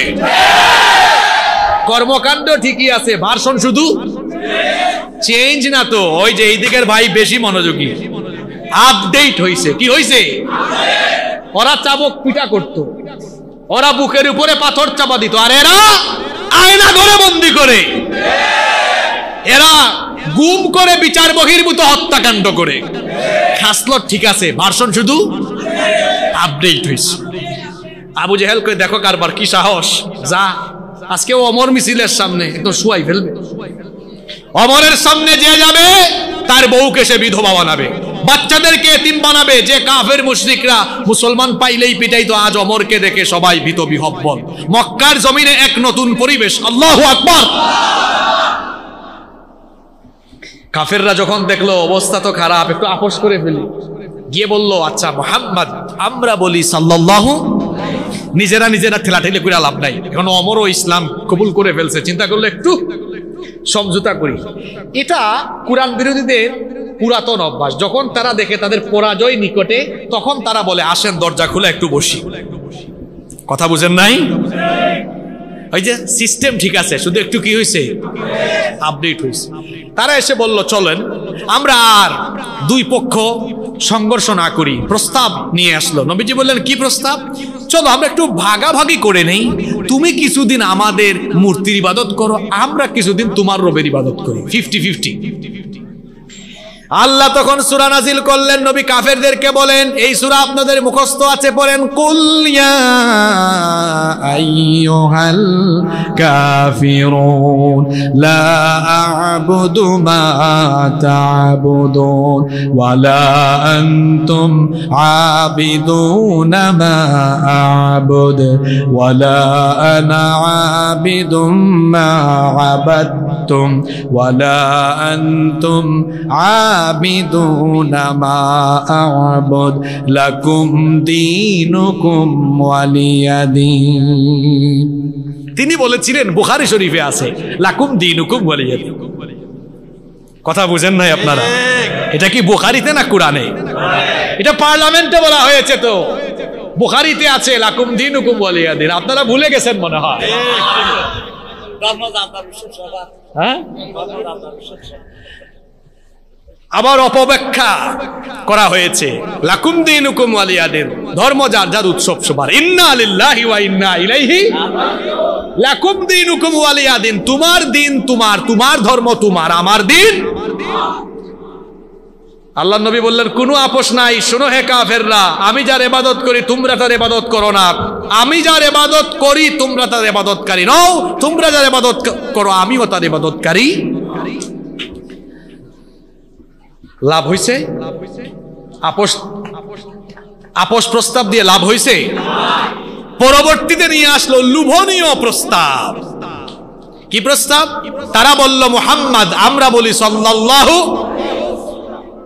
যদি তুমি নেতৃত্ব চাও নেতৃত্বে ভাগ দিব, যদি তুমি আরবের সবচেয়ে সুন্দরী নারী চাও সবচেয়ে সুন্দরী নারী এনে তোমার সাথে বিয়ে দিব, টাকা চাও সম্পদ চাও তাও দিব, কিন্তু তুমি এই দিনের দাওয়াত থামাও। আল্লাহর নবী তখন বললেন, তোমরা যা বলেছো সেগুলো দেওয়া সম্ভব, কিন্তু যা দেওয়া অসম্ভব সেটা শোনো। আসমানের চাঁদ আমার এক হাতে আর আসমানের সূর্য এক হাতে আনা এনে দেওয়া আমার কাছে যেমন তোমাদের জন্য অসম্ভব, ঠিক তেমনি ভাবে আমাকেও দিনের দাওয়াতি কাজ থেকে দূরে সরানো অসম্ভব। এখনো কিন্তু লোভনীয় প্রস্তাব, এই খাসলত ঠিক আছে, ভার্সন একটু আপডেট হয়েছে কেমনে? জেলখানায় নিয়ে গিয়ে বলে যা বলেন এগুলো বন্ধ করে দিয়ে কথাবার্তা আমরা যেভাবে বলি এভাবে করবেন। কোরআনের পাখি আল্লামা দেলাওয়ার হোসেন সাঈদ রাহিমাহুল্লাহ, তাকেও কিন্তু জালিমরা প্রস্তাব, নবীজি প্রস্তাব মেনেছেন। আল্লাহর দিন কায়েমের আন্দোলনে যারা থাকে, আল্লাহর দিন কায়েমের আন্দোলনের কর্মীরা, হক্কানি রব্বানি উলামায়ে কেরাম কখনোই লোভনীয় প্রস্তাব পেয়ে জালেমের সাথে আপোষ করতে পারে না। নবীজি করেন নাই। যখন করেন নাই, তারা বলল ঠিক আছে, বনু মুত্তালিব বনু হাশিমের সাথে বয়কট। 3 বছর সামাজিক বয়কট, শিয়াবে আবি তালিবে 3 বছর জেলখানার মতো বন্দী করে রাখা হলো। লেনদেন বেচা কেনা উঠা বসা বিয়ে শাদী সব তাদের সাথে বন্ধ। 3টি বছর আমার নবীকে কষ্ট দেওয়া হলো, মুসলমানদেরকে কষ্ট দেওয়া হলো। ওহে মুসলমানেরা শোনেন, আল্লাহর দিনের দাওয়াতি কাজে থাকতে গিয়ে জেল জুলুমের সম্মুখীন হওয়া এটা নতুন বিষয় নয়। আল্লাহর নবী এবং তার সাহাবীরা দিনের দাওয়াতি ময়দানে থাকতে গিয়ে রক্ত দিয়েছেন, জেল জুলুমের সম্মুখীন হয়েছেন, জীবন দিয়ে শাহাদাতের ঈদগাহে শামিল হয়েছেন, তাও তারা কোনো বাতিলের সাথে জালিমের সাথে আপোষ করেন নাই। 3 বছরের বয়কট যখন শেষ হলো, দুঃখের বছর, নবীজির 2 জন প্রিয় ব্যক্তি দুনিয়া ছেড়ে চলে গেলেন। নবীজির চাচা আবু তালেব, যিনি তাকে শেল্টার দিয়েছেন, নবীজির স্ত্রী খাদিজা রাদিয়াল্লাহু আনহা, তিনিও চলে গেলেন। এমন কঠিন দুঃসময়ে আল্লাহ তাআলা তার নবীকে মসজিদে হারাম থেকে মসজিদে আকসা এতটুকুন ইসরা করিয়ে, মসজিদে আকসা থেকে 7 আসমান ভেদ করে ধুলির ধরা পাড়ি দিয়ে সিদরাতুল মুনতাহা ভেদ করে আল্লাহ তার নবীকে তার সান্নিধ্যে নিয়ে গিয়ে মেরাজ করিয়েছেন। সুবহানাল্লাহ, যেটা পৃথিবীর কোনো নবী রাসূলের কিসমতে হয় নাই। সুবহানাল্লাহ পড়েন। 50 ওয়াক্ত নামাজ গিফট করা হলো, কমিয়ে কমিয়ে 5 ওয়াক্ত দেওয়া হলো। আল্লাহর নবী ফিরে আসলেন। মক্কায় পরিবেশ নাই। ইসরার আগে তায়েফেও গিয়েছিলেন। তায়েফের কাফিরেরাও নবীর সাথে ভালো ব্যবহার করেছে না দুর্ব্যবহার করেছে। মদিনা থেকে খাজরাজ গোত্রের 6 জন লোক, খাজরাজ গোত্রের লোকেরা হজের সময় অনেকেই এসেছিল, আউস খাজরাজ সহ অনেকেই এসেছিল। নবী 6 জনের কাছে দাওয়াত দিয়ে 6 জনকে মুসলমান বানালেন। সুবহানাল্লাহ। এই 6 জন চলে গেল, গিয়ে 6 জন দাওয়াতি কাজ করে পরবর্তী বছর ওই 6 জন থেকে একজন আসতে পারেন নাই, 5 জন আরো 7 জন নিয়ে আসছে নতুন করে মুসলমান বানাইয়া। সুবহানাল্লাহ পড়েন। 7 5 কত হইল? এই 12 জনের কাছ থেকে নবীজি বায়াত নিলেন, যেটাকে ইসলামের ইতিহাসে বলা হয় আল বাইআতুল আকাবাতুল উলা, আকাবার প্রথম শপথ। এই 12 জনকে নবীজি বিদায় দিচ্ছেন, সাথে দিলেন মুসআব বিন উমায়েরকে। মুসআব বিন উমায়ের রাদিয়াল্লাহু আনহুকে দিলেন। তিনি গিয়ে মানুষকে কোরআনের দাওয়াত দিয়ে দিয়ে 1 বছর দাওয়াতি কাজ করলেন। পরবর্তী বছর 73 জন পুরুষ আর 2 জন মহিলা এসে আকাবার দ্বিতীয় বায়াত নবীজির আল্লাহর নবীর হাতে পাঠ করলেন। সুবহানাল্লাহ। আউস খাজরাজ গোত্রের লোকেরা নবীজিকে মক্কা থেকে মদিনায় যাওয়ার জন্য তারা আল্লাহর নবীকে আমন্ত্রণ জানানো। এইদিকে মক্কার পরিবেশ ক্রমেই খারাপ হতে লাগলো। দাওয়াতি কাজ কাফেররা থামাতে পারছে না। তারা বৈঠক করে সিদ্ধান্ত নিল যে কোনো ভাবেই, তারা বলল যে কোনো ভাবেই মুহাম্মদ, আমরা বলি সাল্লাল্লাহু আলাইহি ওয়াসাল্লামকে কতল করা হবে। আল্লাহ তাআলা এই পরিস্থিতিতে তার নবীকে হিজরতের আদেশ দিলেন। আল্লাহর নবী তার সাথী আবু বকর রাদিয়াল্লাহু আনহুকে নিয়ে হিজরত করলেন। এই হলো নবীজির মাক্কি জিন্দেগি। শেষ হলো 53 বছর। এবার নবী মদিনায় গেলেন, মক্কা থেকে বিতাড়িত হয়ে গেলেন, আর মদিনায় তিনি বীরের বেশে প্রবেশ করলেন। সবাই তাকে অভ্যর্থনা দিয়ে রিসিভ করলো। আর সেই মদিনায় নবী গিয়েছিলেন মীমাংসাকারী হিসাবে, কিন্তু তারা নবীজিকে রিসিভ করে আল্লাহর নবীকে মদিনা রাষ্ট্রের গোড়াপত্তন করিয়ে, নবীজিকে দিয়ে মদিনা রাষ্ট্রের গোড়াপত্তন করিয়ে মদিনা রাষ্ট্রের ইমাম হিসাবে, শাসনকর্তা হিসাবে নবীজিকে তারা মেনে নিল। সুবহানাল্লাহ। কষ্ট হচ্ছে আপনাদের? 5 থেকে 6 মিনিটে শেষ হবে। শুনেন এবার, আল্লাহর নবী মদিনায় চলে আসলেন, এসে কুবায় প্রথমে মসজিদ বানালেন, এরপরে আবার মসজিদে নববী বানালেন। মুসলমানরা যেখানে যায় সেখানে তারা মসজিদ বানায়। জোরে বলেন, কি বানায়? মসজিদ বানায়। আর যাদের অন্তরে বেধি আছে এরা যেখানে যায় মাজার বসিয়ে বাজার বানায়। কবর আলমে বরজখ, মানুষ মরার পরে কিয়ামতের সিংহাধ্বনির আগ পর্যন্ত যে জগতে থাকে, আমি 3টা অপশন দিই, দেখি বলেন তো ওইটাকে কুরআন সুন্নাহর পরিভাষায় কবর, আলমে বরজখ না মাজার বলে? কথা বলছেন না কেন?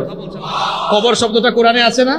আফালা ইয়ালামু ইযা বুথিরা মা ফিল সুম্মা আমাতাহু ফাআখবারাহ।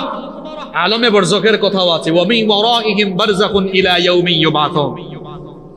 কবর আলমে বরজখ কুরআন সুন্নাহর ভাষা।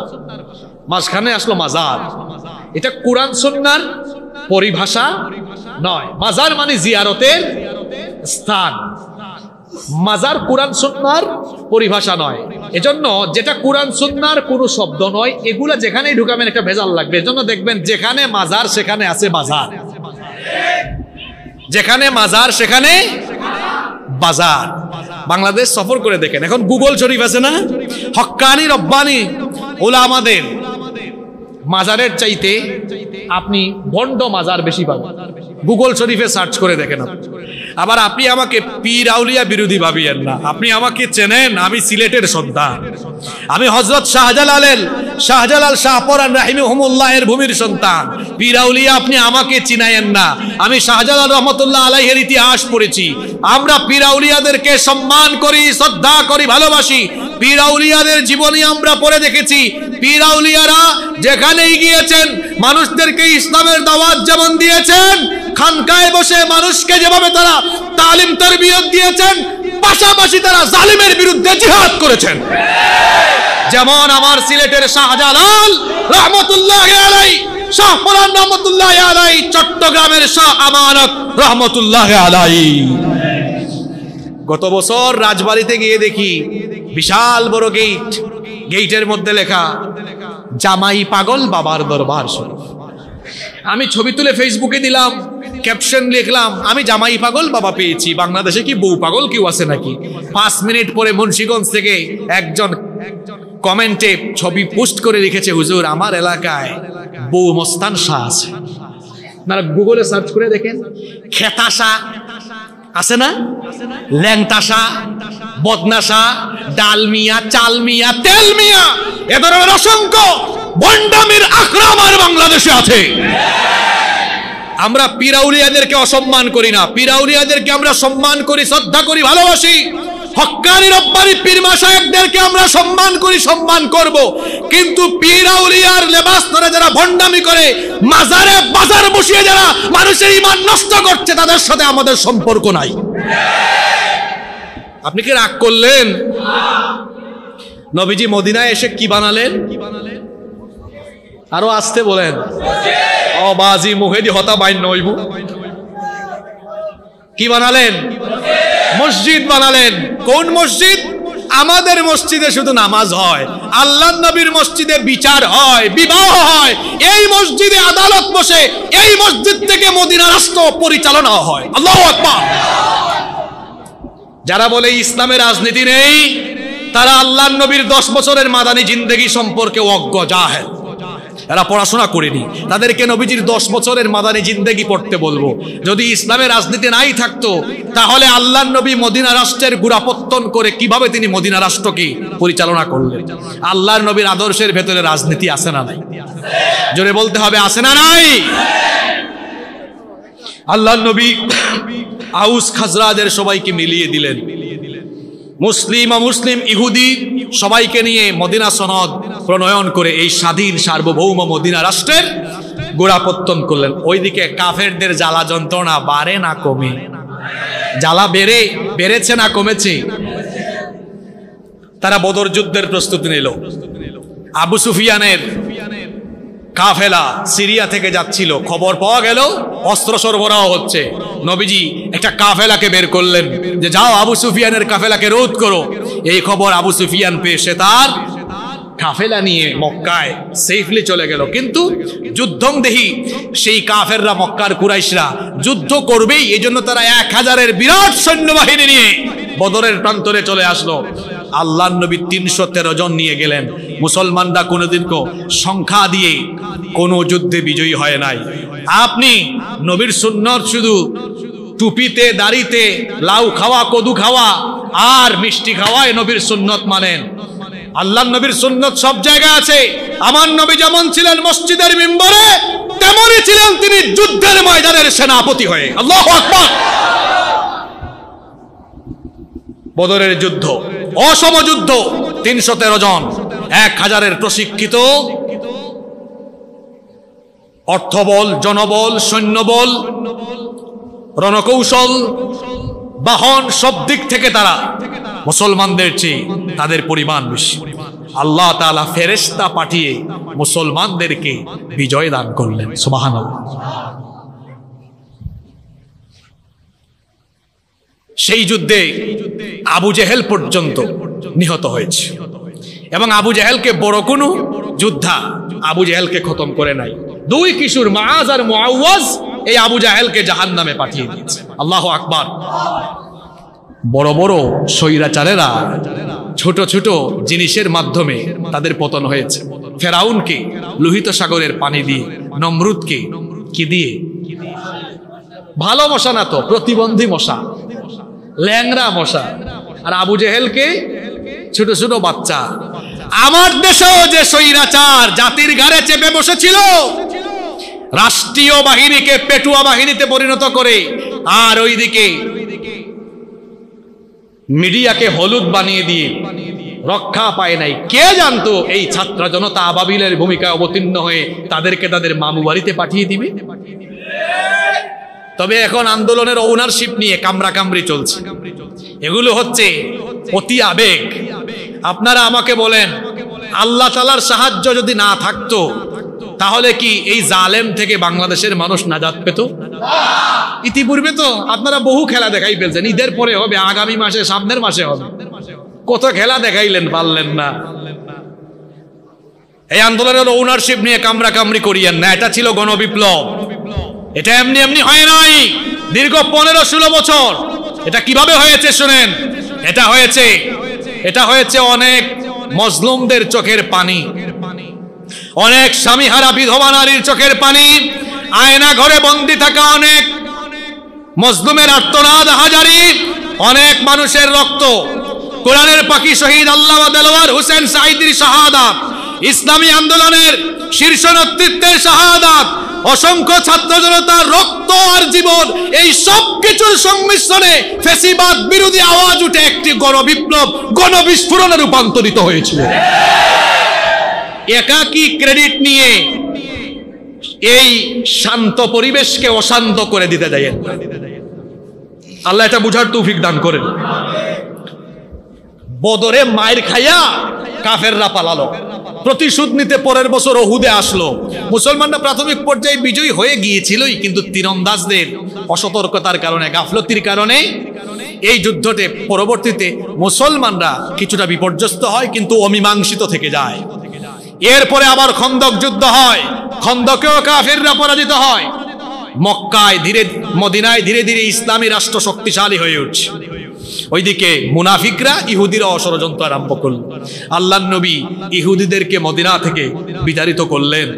ধীরে ধীরে মদিনা ধীরে ধীরে শক্তিশালী রাষ্ট্রে পরিণত হচ্ছে। আল্লাহর নবী স্বপ্নে দেখলেন তিনি মাথা মুন্ডন করছেন। এটা হজ আর উমরার কাজ।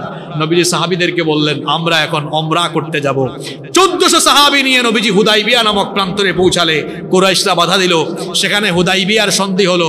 সেই সন্ধি অনুযায়ী বলা হলো, আপনারা এবার ফিরে যান, পরবর্তী বছর এসে আপনারা উমরা করবেন। আর রক্তারক্তি, মারামারি, একটা যুদ্ধবিরতি দেওয়া হলো। এই সুযোগে নবীজি মদিনায় গিয়ে বিভিন্ন দেশের রাষ্ট্রপ্রধানদেরকে এবার ইসলামের দাওয়াত দেওয়া আরম্ভ করলেন। সুবহানাল্লাহ, মুখে দি বাইন হইব। মক্কার ইসলাম শুধু মক্কায় নয়, মদিনায় এসে মদিনার গণ্ডি পেরিয়ে রোম, পারস্য, মিশরের সীমানা পেরিয়ে পৃথিবীর দিকে দিকে আল্লাহর দ্বীন ইসলাম ছড়িয়ে যেতে লাগলো। সুবহানাল্লাহ। 2 বছর যেতে না যেতেই কাফিররা হুদাইবিয়ার সন্ধিকে ভঙ্গ করে ফেললো। আল্লাহর নবী তখন 10,000 সাহাবী নিয়ে মক্কা অভিমুখে রওনা করলেন। রক্তপাতহীন ভাবে আল্লাহর নবী গোটা মক্কা বিজয় করে ফেললেন। সুবহানাল্লাহ পড়ে। যে মক্কা থেকে কাফিররা নবীজিকে বের করে দিল, সেই মক্কা এবার ইসলামের পতাকা উঠছে পৌত্তলিকতার কবর দিয়ে। এবার যেই মক্কার জমিনে সাহাবীদের রক্ত ঝরেছে, যেই মক্কায় সাহাবীদেরকে শহীদ করা হয়েছে, সেই মক্কার জমিনে ইসলামের পতাকা উড্ডীয়ন হয়েছে। সুবহানাল্লাহ। যেখানেই শহীদের রক্ত ঝরে, সেখানেই ইসলাম আল্লাহর দ্বীন কায়েমের জন্য সেই জমি উর্বর হয়ে যায়। এরপরে ধীরে ধীরে আরো কয়েক বছর পরে নবীজি ওফাত করলেন। এই যে আল্লাহর নবীর বৈপ্লবিক জীবন আমরা সংক্ষিপ্ত সময়ে জানলাম, এখান থেকে আমরা কি জানলাম? আসেন 2 মিনিটে মেসেজ দিয়ে আমরা এরপরে শেষের দিকে যাব, শেষ করে দিব ইনশাআল্লাহ। 40 বছর পর্যন্ত নবীজির ব্যাপারে কাফিরদের কোনো বাধা বিঘ্নতা আছে? জোরে বলতে হবে, আছে? 40 বছরের পর থেকে বাধা বিঘ্নতা কেন? দাওয়াতি কাজের কারণে। আর আল্লাহর নবী যখন দাওয়াতি কাজ আরম্ভ করেছেন, তখন কি কাফেররা ফুলের মালা দিয়েছে, নাকি আল্লাহর নবী এবং সাহাবীদেরকে আক্রমণ করেছে? আল্লাহর নবী 13 বছর মানুষ তৈরি করেছে। এই শেষ কথাটা ভালো করে শোনেন, কথায় আছে শেষ ভালো যার সব ভালো। 13 বছর আল্লাহর নবী জুলুম নির্যাতন সহ্য করে মানুষ তৈরি করেছেন, মানব সংস্কার। এই বাংলাদেশে এখন আপনারা সবাই বলছেন আমরা এই রাষ্ট্রকে সংস্কার দেখতে চাই। এই বিশ্বের সর্বশ্রেষ্ঠ সমাজ এবং রাষ্ট্র সংস্কারক ছিলেন মুহাম্মাদুর রাসূলুল্লাহ সাল্লাল্লাহু আলাইহি ওয়াসাল্লাম। তিনি এমন এক অসভ্য বর্বর সমাজে এসেছিলেন, যেই সমাজের মানুষের মধ্যে নীতি নৈতিকতা ছিল না, যেই সমাজের মানুষের মধ্যে শৃঙ্খলা ছিল না। তারা খুনাখুনি, রক্তপাত, হানাহানি, মারামারি, কাটাকাটিতে নিমজ্জিত ছিল। আল্লাহর নবী ওহির দীক্ষা এদেরকে দীক্ষিত করলেন। ওহির সংস্পর্শে এই মানুষগুলো যখন আসলো, আল্লাহর নবী যখন ওহির শিক্ষা দিলেন, এই মানুষগুলোকে ওহি দিয়ে আল্লাহর নবী এমন ভাবে সংস্কার করলেন, যারা ছিল সেরা সেরা চোর এবং ডাকাত, ওহির সংস্পর্শে এসে তারা চোর ডাকাত হওয়ার পরিবর্তে হয়ে গেল মানুষের মাল সম্পদের পাহারাদার। সুবহানাল্লাহ। যারা ছিল নারীর ইজ্জত লুণ্ঠনকারী, কোরআনের সংস্পর্শে এসে তারা হয়ে গেল নারীর ইজ্জতের হেফাজতকারী। সুবহানাল্লাহ। তাহলে আল্লাহর নবী রাষ্ট্র সংস্কার আগে করেছেন না মানুষ সংস্কার আগে করেছেন? ইউনূস সাহেবের এই সরকার কিয়ামত পর্যন্ত রাষ্ট্র সংস্কার করতে পারবে না। আমি চ্যালেঞ্জ করে বলে দিলাম, যদি না আগে এই রাষ্ট্রের মানুষগুলোকে সঠিকভাবে সংস্কার করা না হয়। আপনি বলবেন হুজুর এটা কেমন কথা বললেন? আচ্ছা, রাষ্ট্রের বিভিন্ন সেক্টরে বিভিন্ন পর্যায়ে দায়িত্ব পালন করে কারা? কারা বলেন না কেন? এই রাষ্ট্রের মানুষ। তো এই মানুষগুলোর হৃদয় যদি সংস্কার না হয়, খাসলত যদি সংস্কার না হয়, তাহলে এই চোর, ডাকাত, দুর্নীতিবাজ, অসৎপরায়ণ লোকদেরকে রাষ্ট্রের বিভিন্ন সেক্টরে দায়িত্ব দিয়ে আপনি আমাকে বলেন রাষ্ট্র সংস্কার কি কশ্চিন কালেও সম্ভব? ইউনূস সাহেব, আপনি ছাত্র জনতার রক্তের উপর দিয়ে ক্ষমতা এসেছে, ছাত্র জনতা বসিয়েছে, শহীদদের রক্তের সাথে বেঈমানি করবেন।